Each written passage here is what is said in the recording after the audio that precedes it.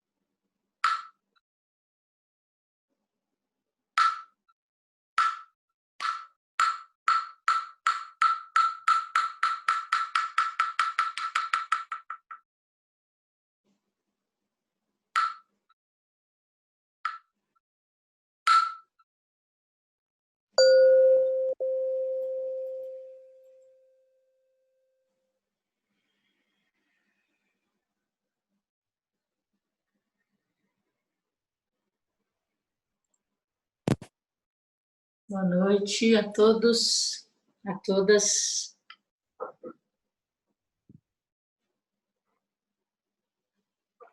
Então, lembra de movimentar o corpo um pouquinho para os lados, descobrir pernas, quem precisar, se reacomoda aonde está.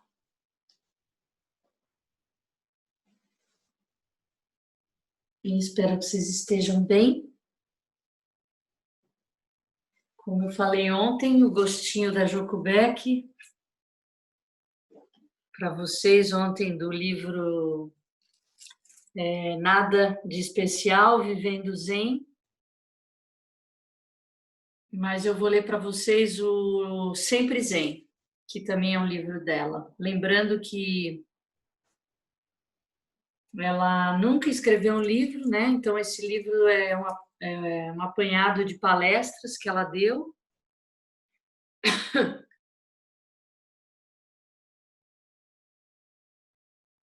E os alunos dela organizaram, então alguns ela responde perguntas, alguns ela só se coloca, né?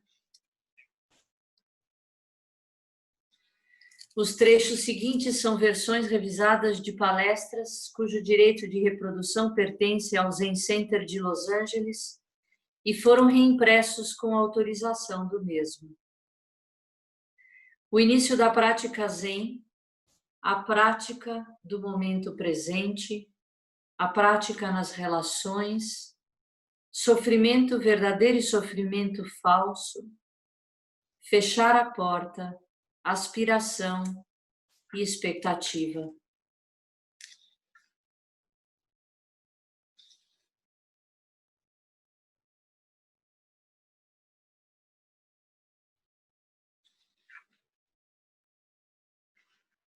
Eu não sei se eu li já para vocês.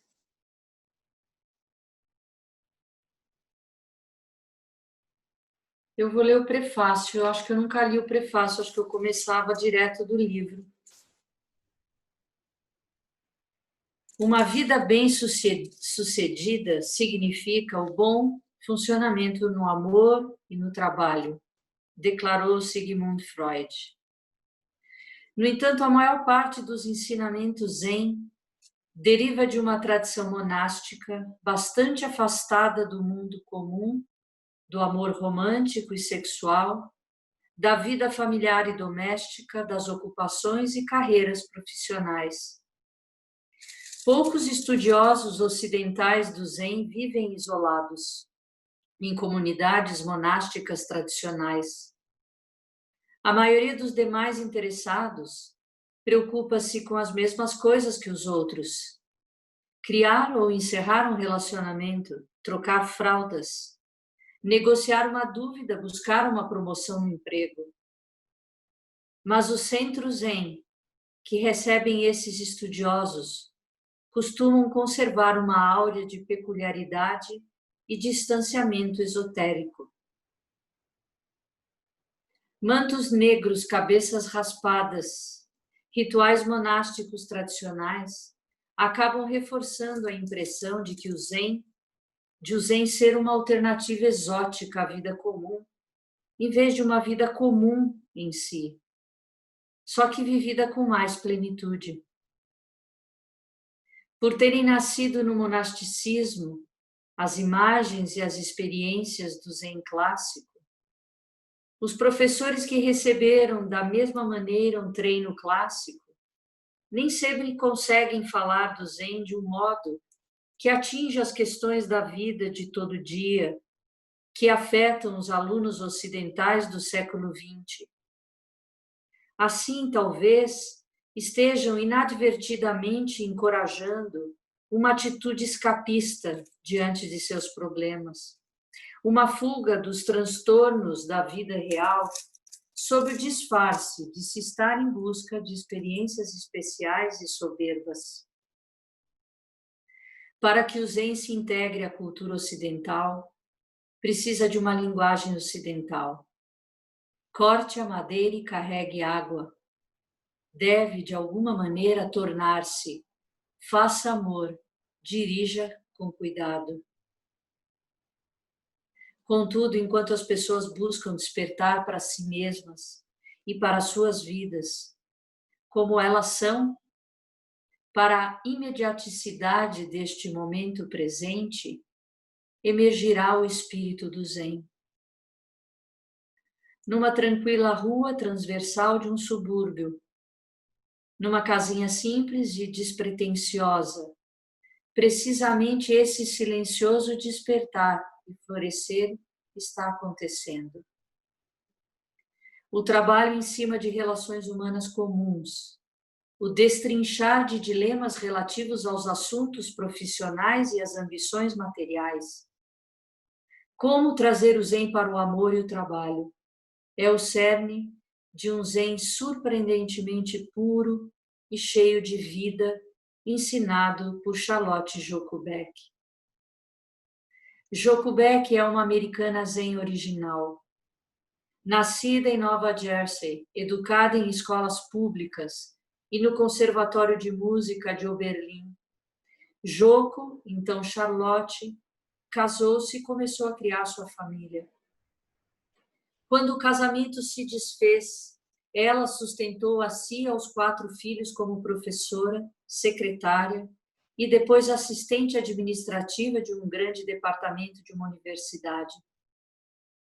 Não antes dos 40 e poucos anos foi que Joko iniciou sua prática Zen com Maizumi Roshi, então sensei na época, em Los Angeles.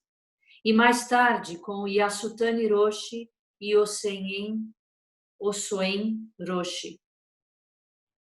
Durante anos, ia com regularidade de San Diego até o Zen Center de Los Angeles. Sua aptidão natural e diligência persistente permitiram-lhe progredir com rapidez. Conforme os demais alunos constatavam sua maturidade, sua clareza e sua compaixão, ela começou a se sentir cada vez mais atraída a ensinar outras pessoas.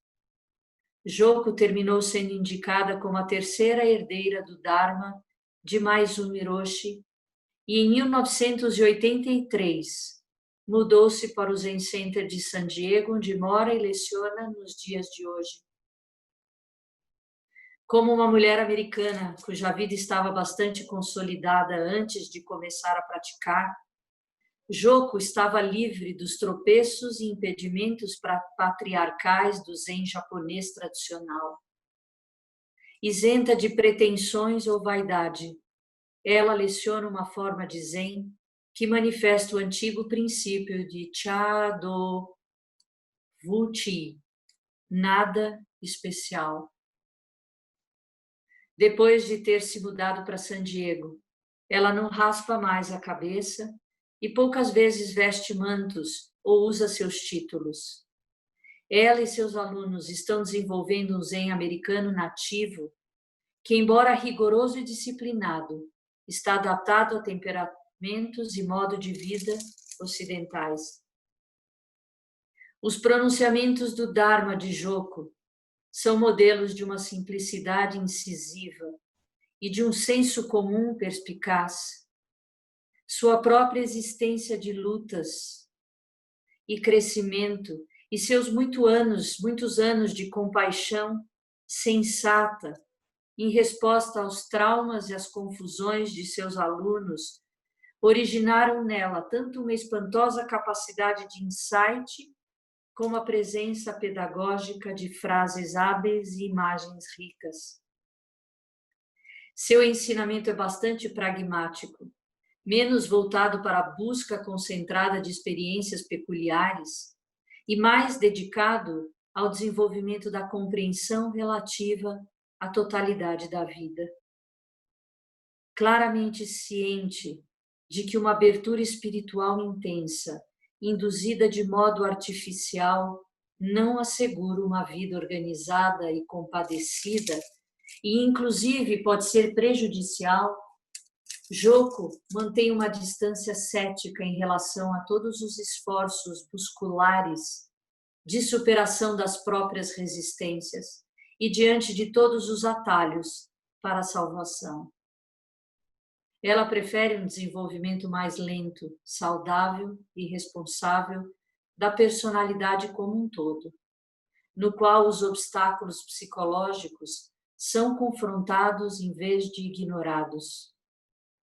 Um de seus alunos, Eliu Genmyo Smith, reflete o modo como sua mestra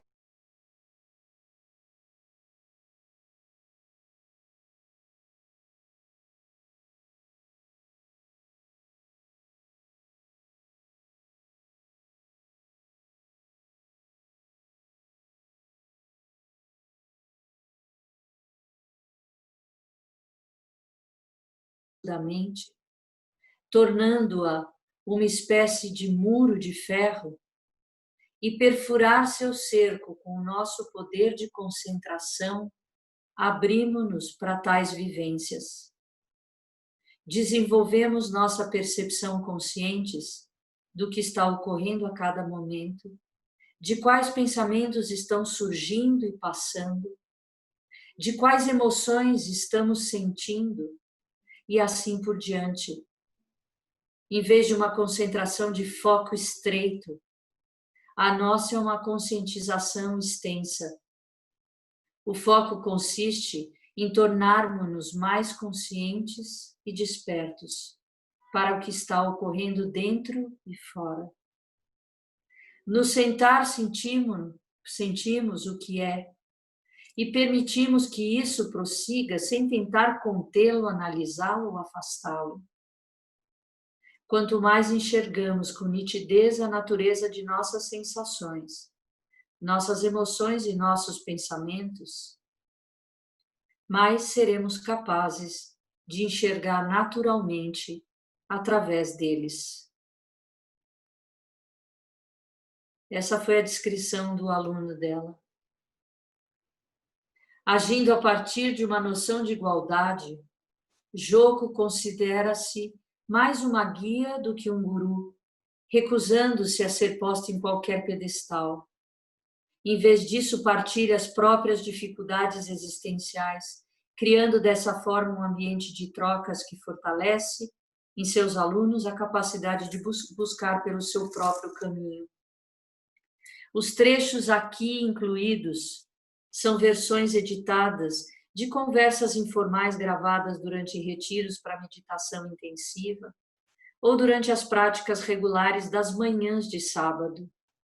Nesses pronunciamentos, Joko refere-se com frequência ao zazen, a meditação zen tradicional, como apenas sentar-se.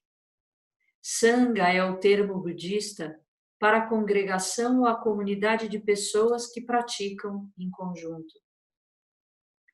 Dharma pode ser um modo traduzido aproximado como verdade, aprendizagem, viver corretamente. Os retiros chamados sesshin, derivado do termo japonês que indica vincular, ligar a mente, duram de 2 a 7 dias e são conduzidos em silêncio, exceto para as comunicações essenciais entre o mestre e o aluno. Começa todos os dias nas primeiras horas da manhã, com 8 ou mais horas de prática sentada, além da prática do trabalho de meditação. Esses retiros são desafios pessoais difíceis e processos de despertar potencialmente muito poderosos. Joko tem pouca paciência para a espiritualidade romanceada, para a luz e a doçura idealizadas, que procuram desviar da realidade do sofrimento que comportam. Aprecia muito citar uma sentença de Shoyoroku: da árvore fenecida brota uma flor. Vivendo-se cada momento como é, o ego aos poucos vai se despojando e revelam-se dessa forma as maravilhas da vida cotidiana. Ela percorre essa trilha conosco e suas palavras, extraordinárias em sua usualidade, ajudam a indicar o rumo, a sabedoria elegante em trajes simples.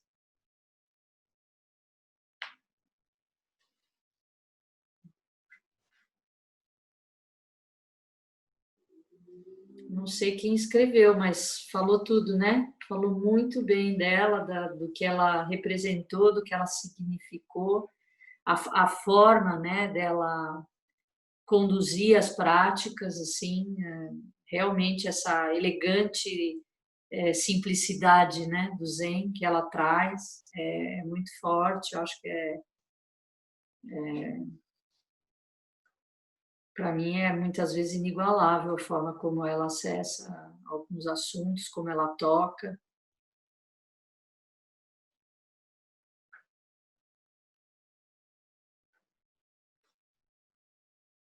Eu espero que vocês apreciem. Quem não ouviu, quem já ouviu também, aprecie com novos ouvidos, porque somos diferentes hoje do que fomos ontem ou um minuto atrás.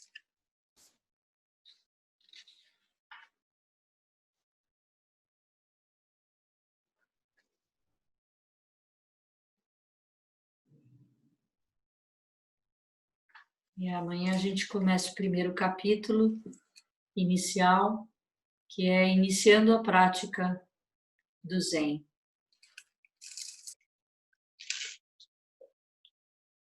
Alguém quer falar alguma coisa?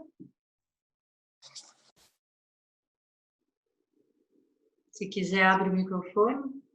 Arro, quantas vezes você já leu esse livro? Eu nem lembro, eu não conto. Mas eu acho que aqui na Sangha, talvez, eu acho que essa é a terceira. A Sangha, mas eu já li também. É um livro que eu pincei assim ao longo desses anos, alguns capítulos, e eu imprimo os capítulos que eu gosto, assim, os trechos, os pedaços, né? Porque eu gosto de reler de vez em quando, né? Tem uns capítulos que me marcaram muito, assim, e eu gosto de reler até para entender por que me marcaram, se eu sou, o que tem de mim na hora que eu releio, sabe, do que foi. Tem um que ela fala, acho que nem é desse livro, que é do Rodamuinhos e Águas Paradas, que me toda vez que eu leio ele, cai outra fichinha, sabe? É muito bom. É muito bom. Se você pensar que a Monja Coen há 30 anos lê Denkoroku e Shobodo, e cada vez ela mesma fala que cada vez que ela lê é um novo texto, porque nós somos outros, né? A gente não é o mesmo. E, de fato, se você pensa no que são os ensinamentos de Buda, eles são muito simples, eles são realmente muito singelos na argumentação, assim, no princípio. Eu acho que depois tem a beleza da maneira como o Shakyamuni Buda falou para várias pessoas, pessoas que sentem diferentes, que estão em momentos diferentes da vida. Então, eu acho que essa ideia de reler o mesmo texto para o Zen é muito importante, sabe? A gente não fica lendo uma vastidão de material, né? Porque se você... eu fui reler o Genjo Koan recentemente, que é um texto do mestre Dogen, e é incrível, cada vez que eu releio, eu aprendo mais alguma coisa, sabe? É muito forte isso. E para mim tem sido muito, muito importante esses anos na Sangha. Ler os livros em voz alta faz muita diferença, sabia? De você ler sozinha, sentada, né, o livro. Quando você projeta a voz, quando você fala e se ouve, é muito diferente, é muito diferente. Para mim tem sido um aprendizado muito forte, assim, muito importante para o meu caminho, para as pequenas compreensões que eu vou tendo no caminho, sabe? Eu acho que essa leitura em voz alta é muito boa, muito bom para mim. Espero que seja para vocês também. Mas você quer perguntar alguma coisa? Você já ouviu quantas vezes? As 3, né? Alguém quer falar alguma coisa? Eu achei... Deu um comentário. Opa, pois não. Oi. Pode falar, Dê. Uma coisa muito bacana que nesse prefácio fala que ela, de certa forma, adaptou para a vida americana, né, para a sociedade, o modo de viver americano, esse ensinamento oriental. Eu acho assim, eu vivi um pouco tempo no Japão, e enquanto eu estava lá, enquanto eu comia a comida deles, eu andava nas ruas, eu fazia as coisas que eles faziam todo dia, ficava muito mais claro para mim os haikai, o modo de falar, o modo de se expressar, o modo de ver a vida deles, né?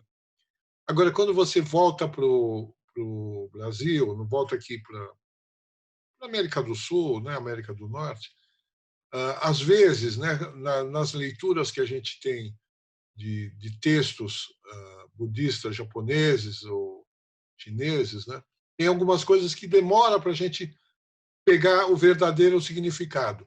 Isso é bacana até porque é uma coisa que você vai pensar muito, e um dia você vai falar: entendi o que é esse galho que caiu da árvore e a formiga que subiu em cima da folha.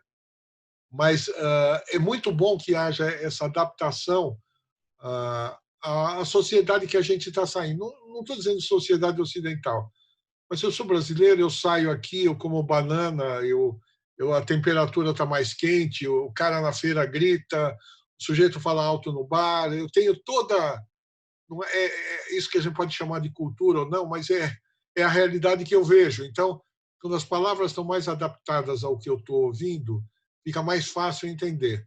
Então, quando a gente ouve a Joko, é muito gostoso, porque o tempo todo a gente se sente muito mais inteligente. Eu estou entendendo.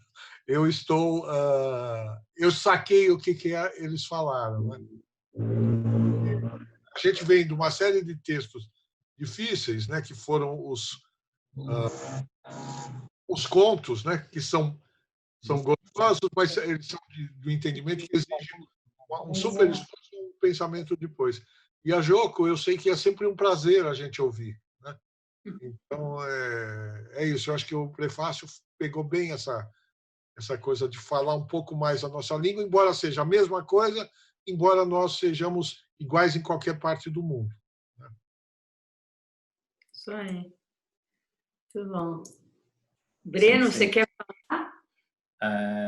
Sensei, está me escutando? Estou escutando. Breno queria falar, Então, não é? Só colocar uma ordem, porque era o Michel primeiro, depois era o Dema e depois o Breno. Então, o Michel vai falar primeiro e depois o Breno vem na sequência, só para não ficar fora da ordem. Perfeito. Tranquilo também, se alguém precisar falar, eu estou tranquilo para esperar. Mas eu queria falar nessa coisa que agora Valdemar falou, nessa história do idioma e da língua, sei lá, da linguagem. Fazia muito tempo que eu queria frequentar a Sangha, né?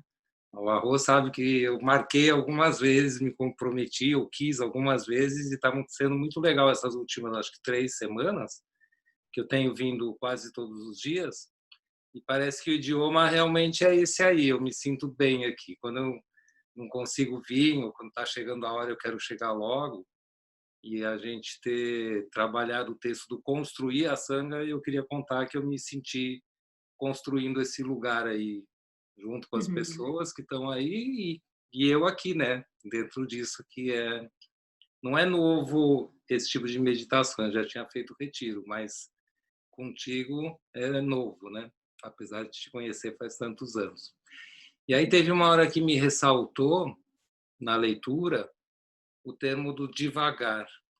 Devagar no sentido de movimento e velocidade, e eu lembro que eu aprendi faz muitos anos atrás no retiro que tinha uma meditação que eu não vou lembrar agora o nome, mas é aquela do anda um pouco, para um pouco, atenção, anda um pouco, para um pouco, atenção, atenção plena e tal, e foi aquela coisa que entrou no meu DNA, eu continuo fazendo de vez em quando porque conheci isso lá e ficou.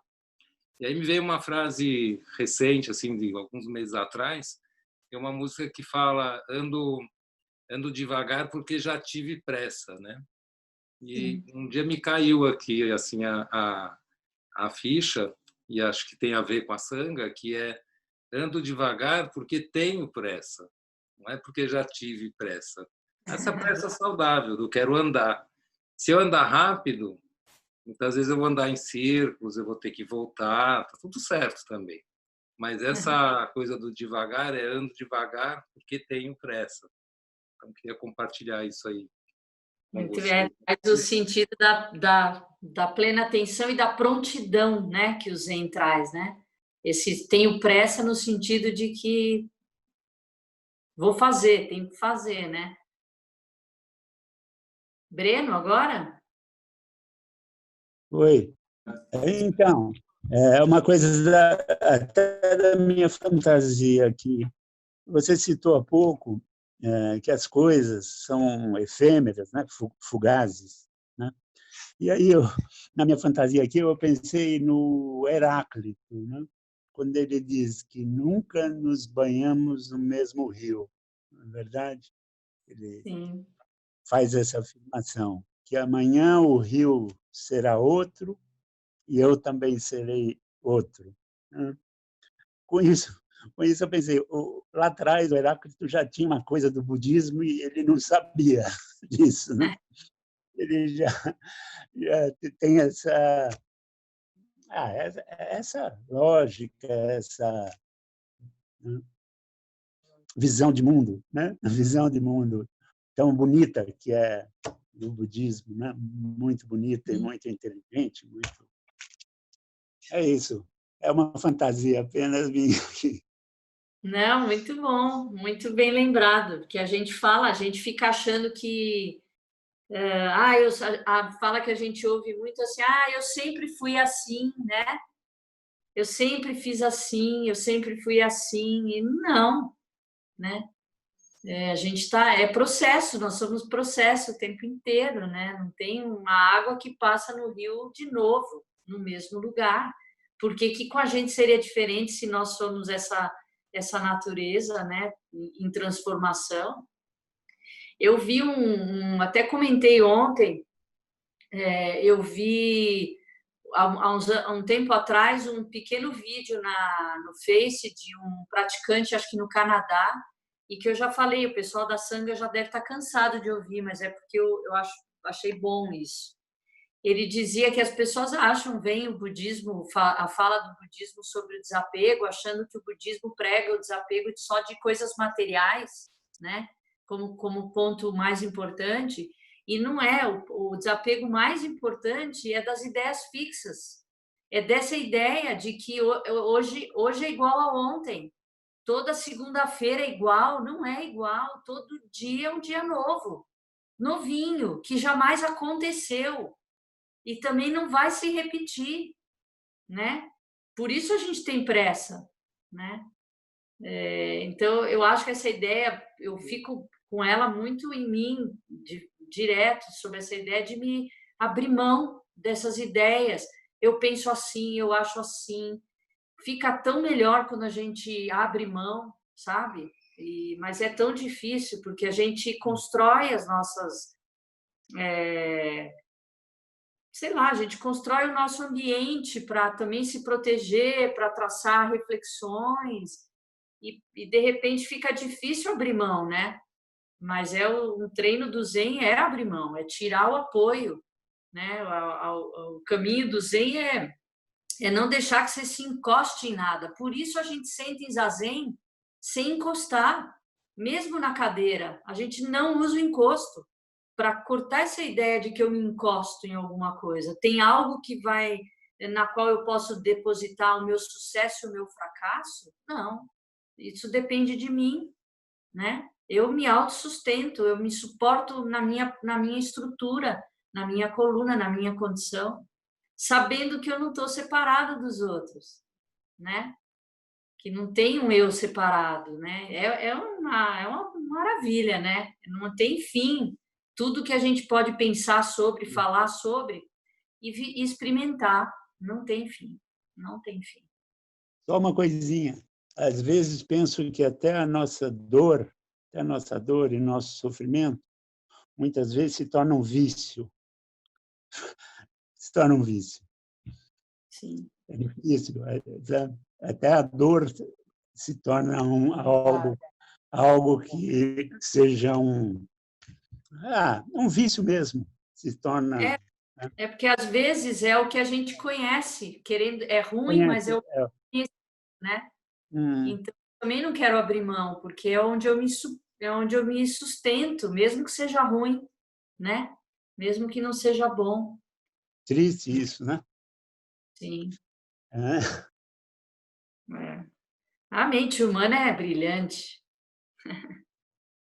Alguém mais? Então vamos encerrar hoje? Então vamos lá. Que os méritos de nossa prática se estendam a todos os seres e que possamos nos tornar o caminho iluminado. Então, até amanhã. Bom descanso para todos vocês.